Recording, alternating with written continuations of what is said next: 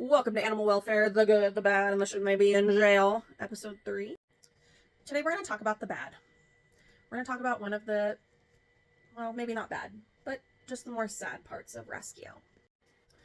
I would really appreciate it if everyone watches all the way through. There's probably a lot of pausing, and there's probably a lot of like, how do I word this? But this is just something that's it's a tough topic for me. So this is what I call my dead pet wall. And I know it sounds a little bit gruesome, but it's actually something that brings me a lot of joy. And I will explain that later, but I wanted to show you my wall first. This is a wall in my living room. Please ignore the dust. I'm not great at dusting.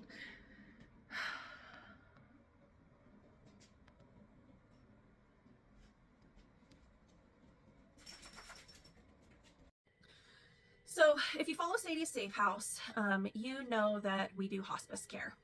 And a couple times a year, we get dogs in that I don't feel they are appropriate to adopt out because they have a short lifespan. They have a poor prognosis, maybe a lot of medical needs, and they're not anticipated to have very much time left on this earth.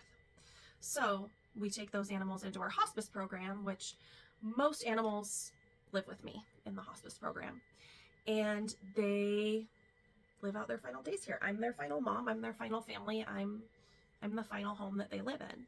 And this is something that I love it and I hate it. I love every day where I get to love on these animals.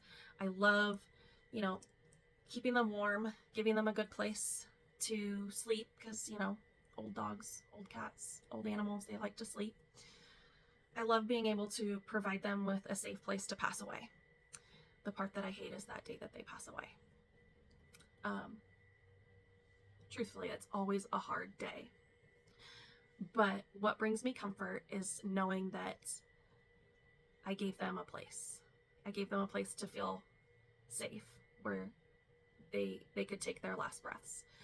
Sometimes that is at my house if it seems like they are passing peacefully on their own. Sometimes it turns into something more where I have to take them in to be euthanized because they are suffering and truly have no more quality of life.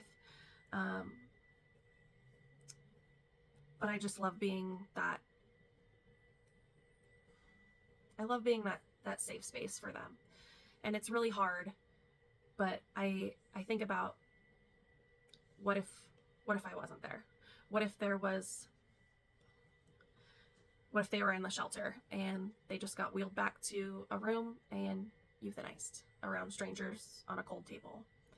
I think how that would feel, especially when you're already sick with something like heart failure or renal failure. That would feel so scary, and that would feel like betrayal. So I'm happy to do this for these little guys despite how sad it makes me. And I wish more people would do it because seniors are the ones that get so overlooked in the shelters. Because seniors are expensive.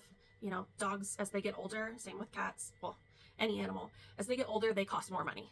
A dog never costs less money. So I hear people say things like, well, it's going to hurt when they go. Yeah, it hurts when they go.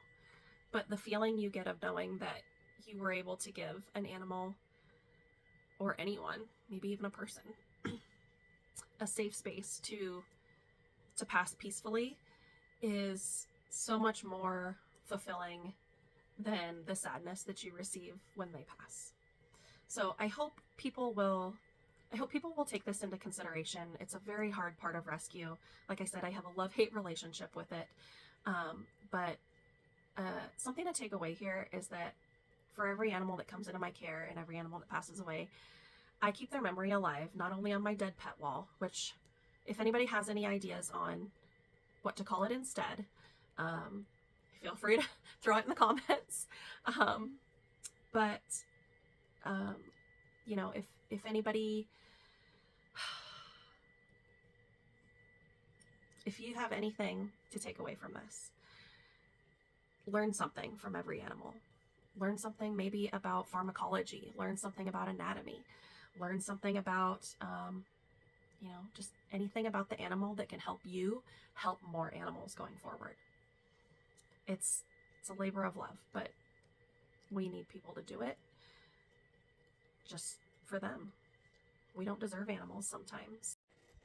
To wrap this up, remember, the true measure of any society can be seen in how it treats its most vulnerable members.